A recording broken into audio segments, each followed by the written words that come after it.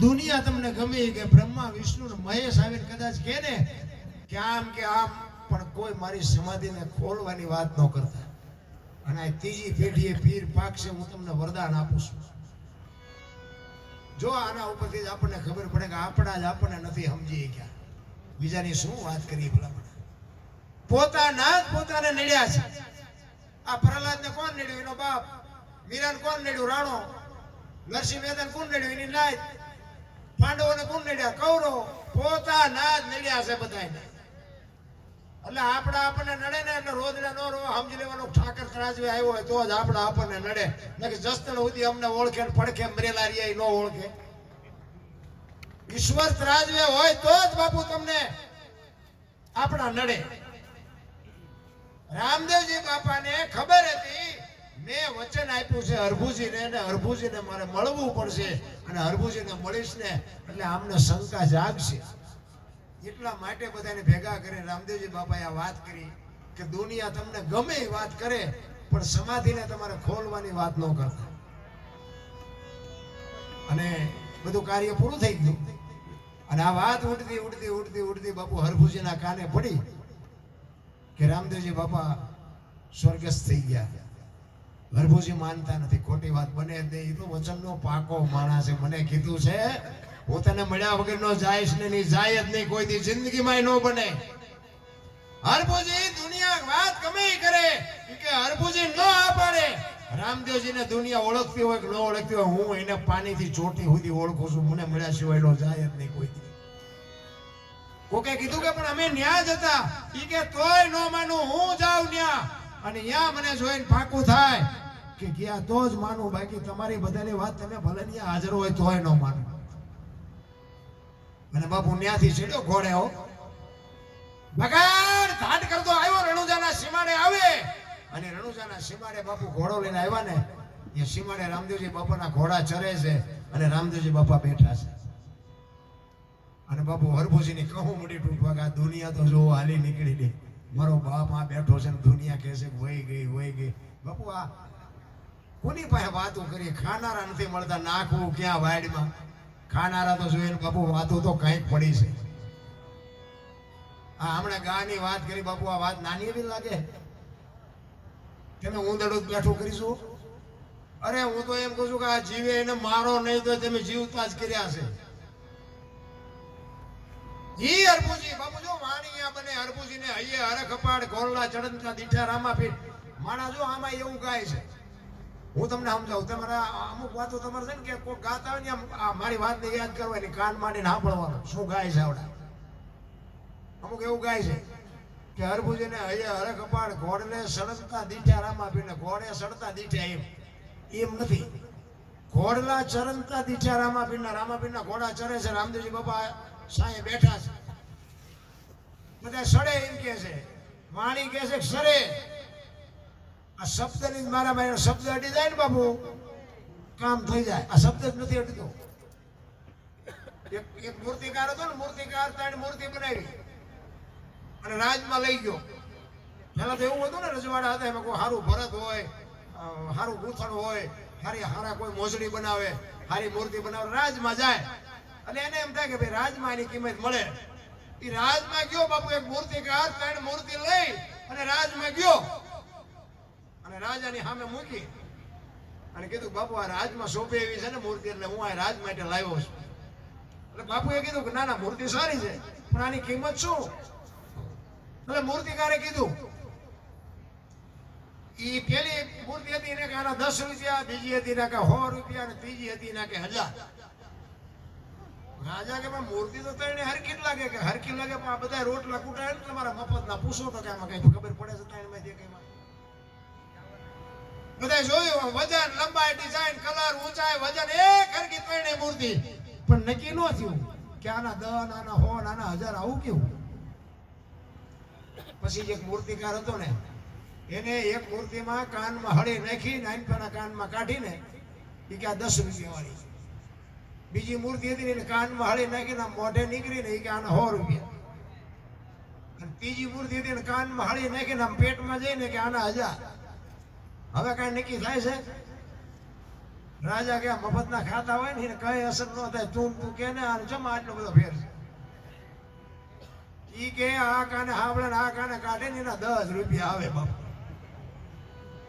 અને આ કાને હાંભળી હારી વાતો સાંભળીને માણાના વખાણ કરે ને કે અમે રામાપીરના મંદિરે રામદેવ કથામાં ગયા હતા, ભજનની મોજ આવી, ત્યાં બધો ડાયરો એવો જામ્યો હતો, જમવાની મજા આવી, ચા પાણીની મોજ આવી, ભજનની મોજ આવી. આ સાંભળીને હારી વાતો કરે ને એના હો આવે. અને આમાંથી સાંભળીને જે જીવનમાં ઉતારે ને કે મારે કંઈક માણા થવું છે, કોઈને કે અને જીવનનું જે પરિવર્તન કરી નાખે એનું નામ હજાર, એના 1000 આવે. એટલે 1000 વાળા ન થાવ કઈ નહીં, પણ હાવ 10 વાળા ન થતા, 100 વાળા તો રહી ગયો. આ જ વાત છે જીવનની, બાકી કઈ છે જ નહીં. એ હરભુજી ઘોડેથી ઉતર્યા, રામદેવજી બાપાને 2 જણા બધું ભરીને ભેટ્યા. અને હરભુજી કહે છે મેં તો આવી વાત સાંભળી હતી. એટલે રામદેવજી બાપાએ વાતનો ગોળો ટોળો કરી નાખ્યો કે ભાઈ જગત છે, ગમે એ બોલે, બેસ આપણે ઘણા ટાઈમથી મળ્યા નથી, કહુંબો બનાય, કહુંબો પીવી બે. એ કહુંબો બનાવ્યો, 2 કહુંબો પીધો. અને સમાધિમાં મૂકેલી વસ્તુ રતન કટોરો, અમલની ડાબલી, વીર ગેડીઓ, પામરિયા 4 વસ્તુ હરભુજીને રામદેવજી બાપા આપે છે. શું કામ? કે આનું પ્રમાણ આવડા મારી વાતને માને છે કે નથી માનતા એના હાટુ બાપુ રામદેવજી બાપાએ પ્રમાણ આપ્યું. એ 4 વસ્તુ લઈ અને રામદેવજી બાપા હરભુજીને કહે છે તમે ગામમાં જાઓ. અને ગામમાં ઘોડે ચડીને આવ્યા ને, ઊભી બજારે બાપુ બગાડતા ઢાટ કરતો ઘોડો આવતો હતો ને, ચોરે આખો ડાયરો શોકગ્રસ્ત બેઠો હતો. બધા વિચાર કરે ભાઈ જેવો ભાઈ ગયો, આને કે શરમ આવે, ઘોડે ચડીને આવ્યો. હવે અહીંયા આવીને કે શું આ ડાયરો બધો બેઠો? એ કે રામદેવજી બાપા વિયાઈ ગયા 3 દી થયા, ભલા મને તને ખબર નથી? હરભુજી દાંત મીડિયા કાઢો કે હરભુજી તો રામદેવજી બાપા મને અત્યારે સીમાડે ભેગા થયા. તો કે આ બધા એમ ખોટા, તું એ ખાચો અને બધી વસ્તુ દેખાડી, પણ આ બધી વસ્તુ મને અત્યારે રામદેવજી બાપા આપી તો તમે જો. અને વસ્તુ વાળીને બાપુ હબાકો આવ્યો બધાને કે રામદેવજી બાપા સમાધિ થઈને આવતા રહ્યા, પછી માથું મારી નીકળી ગયા, હાલો જાવું ખોદવા. આવ્યા બધા અને ખોદવાની તૈયારી કરીને બાપુ તો આકાશવાણી થઈ હો, નહીં તમારી જાતના મેં તમને શું કીધું હતું, હવે હું અહીંથી જઉં છું સૌરાષ્ટ્રમાં, અહીંયા કાયમ દુકાળ પડશે અને અહીંયા તમે કાયમ માગી ખાઓ અને જે કરવું એ કરો. બાકી હવે અહીંથી જઉં છું સૌરાષ્ટ્ર, આપણું પહેલું ફેરાનું પાળિયાદ ને ગેબીનાથ. અને આજે એક ગામ નહીં હોય કે રામદેવનું મંદિર ન હોય, રામદેવજીનો નેજો ન હોય, રામદેવજીનું મંડળ ન હોય, એવું એક ગામ નહીં હોય. અને એવડી મોટી બાપુ આપણા કચ્છ કાઠિયાવાડ સૌરાષ્ટ્રમાં જે રામદેવજી બાપાની કૃપા છે. અને હું તો એમ કહું કે હનુમાનજી, મેલડીમાં અને રામદેવજી બાપા એક 3 દેવ એવા જીવતા જાગતા છે ને, સવારે નાળિયેર માનો, બપોરે ભડાકો ન થાય તો દુનિયાને કોઈ માને નહીં. આને એવા 3 દેવ, એવા રામદેવજી બાપા. અને પછી બધાને ખબર પડી આકાશવાણી થઈ ને, અને પછી હરભુજી ધ્રુજી ગયા. ઓ ભાઈ, અરે મારા બાપ તું વિયો ગયો તો મને મળ્યો, હું તને ઓળખી ન ગયો, હું તારા પગ ન ચાલી ગયો. બાપુ હરભુજી પછી જે રોયા છે, અરે શું બાપુ મહાપુરુષો બોલે છે, તું મારા ભેગો બેઠો, મને મારી હારે રામ રામ કર્યા, મારી હારે કહુંબો પીધો અને મને આટલો અંધારામાં રાખ્યો. હવે તને મળવો હોય તો બાપુ તેની આકાશવાણી થાય. અને હરભુજી ને રામદેવજી કહે છે કે હવે હું તમને નહીં મળું. હવે તમારે મને પામવો હોય તો એક મારી જ્યોત ઉપર ભરોસો રાખજો. ચોખા ઘીની જ્યોત, ઉગળનો ધૂપ, ધોળી ધજા કેસે, ધોળી ધજા પછી ચડાવે બધા લીલી. પણ મેં સંતોના મોઢે સાંભળ્યું છે ધોળી ધજાનું કે છે. હું કામ કે છે એમાં આપણે ઊંડું નથી ઉતરવું, ધજા એ ધજા જ હોય, પણ કે છે ધોળી ધજા. ચોખા ઘીની જ્યોત, ઉગળનો ધૂપ, ધોળી ધજા અને મારા નામના 5 ગાણા ગૌરવજી. હું કોઈ પણ સ્વરૂપે હાજર રહીશું. તમને આમાં ખબર નક્કી થતું હોય ન થાય કે થતું હોય, બાકી અમને નક્કી છે કે આમાં ક્યાંક બેઠો હોય અમારો બાપ. તમે માનો કે ન માનો એ તમારી વાત. આ પ્રમાણ વાળી વાતો છે બાપુ, આ સત્ય છે. આ ડાલડા નથી, સોખે સોખું છે. પણ આપણે ડાલડાના હેવાયા થઈએ છીએ એટલે હજમ નથી થતું અને ડાલડા ગોતતા ફરે છે. બાકી સત્ય છે ને કંઈક જુદું છે. રામદેવજી બાપાને જન્મ શું કામ લેવો પડ્યો એની તમને વાત કરું. 4 યુગના પાઠની વાત કરે છે ને, પેલા યુગમાં પ્રહલાદ ને પછી હરિશ્ચંદ્ર ને પછી ધર્મરાજા ને પછી બલિરાજા, ટૂંકામાં કહું એ બલિરાજા વખતે બધું બંધ કર્યું એવું કહે છે. શું કામ કર્યું મારો નામ જાણે, આપણે એમાં ઊંડું ઉતરવું નથી.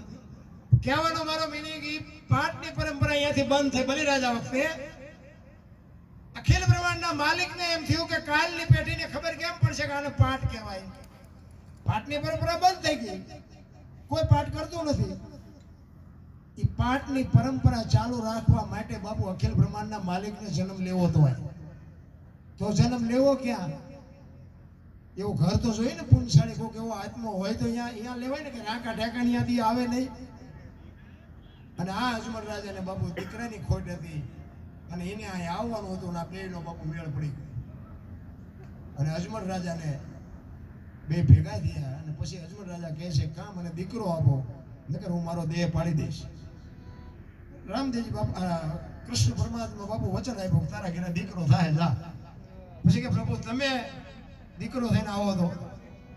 તેથી અખિલ બ્રહ્માંડના માલિકે કીધું કે સાહેબ સબકા બાપ હે બેટા કિસી કા નાય, બેટા હોકે જન્મે વો સાહેબ નહીં. હું આખી દુનિયાનો બાપ છું, પણ તારો ભાવ છે એટલે હું આવીશ. પણ છઠ્ઠીના દિવસે કંકુના પગલા પડે ને હું તારે અહીંયા આવું, કંકુના પગલાની નિશાની પડે તેથી સમજી લેજે હું આવી ગયો. અખિલ બ્રહ્માંડના માલિકને એટલા માટે આવવું પડ્યું હતું ને એટલે પાઠની પરંપરા જીવતી રાખવા માટે કૃષ્ણ પરમાત્માને રામદેવજીનું રૂપ લઈને અહીંયા આવવું પડે.